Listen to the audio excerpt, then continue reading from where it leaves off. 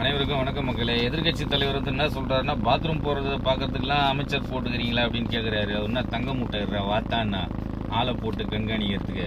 எதுக்கும் வந்து நம்ம டிவிகேவோட பின் எம்எல்ஏக்கெல்லாம் பேக் சீட்ல விஜய் அண்ணனுக்கு பின்னால போய் உட்காந்துருங்க லாஸ்ட்ல.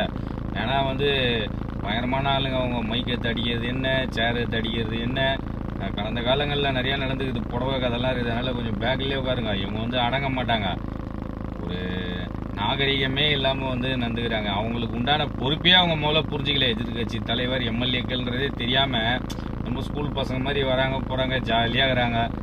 இவங்களுக்கும் ஓட்டு போட்டு அமைச்சிக்கிறாங்க பாருங்க. அந்த தொகுதியை பற்றியோ இல்லை அந்த மக்களோட பிரச்சனைகளை பற்றி ஏதாவது ஒன்று பேசுனாங்கன்னா கிடையாது. ஏதாவது சட்ட ரீதியாக ஒரு வீட்டை காலி பண்ணுறாங்க, அங்கே யாருன்னா குடிக்கிற வீட்டை காலி பண்ணுறாங்க, உடனே போர்க்கொடி தூக்குவாங்க. இவங்களுக்கு இன்னமும் தெரியாத மாதிரி உடனே தண்ணி பிரச்சனை, விவசாய பிரச்சனை, இதெல்லாம் வந்து காலங்காலமாக இருக்குதியா. அறிஞர் அண்ணா காலத்துலேருந்தே இந்த பிரச்சனைலாம் இருக்குது.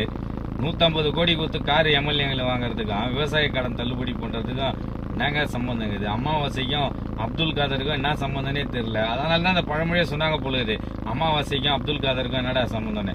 அவங்க எம்எல்ஏக்கு கார் வாங்கி கொடுக்குறேன்றாங்க, இவங்கெல்லாம் வந்து இல்லாத கதை சொல்லுங்கிறாங்க.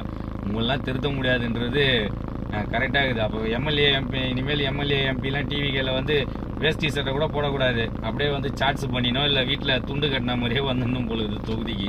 எப்படின்னா வா அப்படின்றீங்க. சைடில் ஒரு கேங்க் வந்து எங்களுக்கு ஊராட்சியில் வந்து வேலை பார்த்து எங்களுக்கு பைக்கெலாம் வேணும், பக்கத்தில் ஃபைனான்ஸ் இருந்தால் வாங்கிக்கிங்கப்பா. இதெல்லாம் வந்து எங்ககிட்ட வந்து கேட்டுனுக்கிறீங்க. சட்டசபையில் வந்து நீங்கள் லைவில் ஓடும்போதே இந்த மாதிரி பண்ணுறாங்க. நான் அதுக்கு தான் கொஞ்சம் அடக்கி வச்சுன்னுக்கிறேன். இவங்களோட டெக்னிக்கே தான். ஒன்று அவதூறாக பேசுறது, இல்லைன்னா மைக்க பூச்சி அடிக்கிறது, புடைய பூச்சி இழுக்கிறது, இந்த மாதிரி சம்பவங்கள் தான் அங்கே அரங்கேறன்றதுனால பெண் எம்எல்ஏக்கெல்லாம் கொஞ்சம் பாதுகாப்பாக பின்னால் போய் உட்காந்துருங்கன்றேன். நன்றி, வணக்கம்.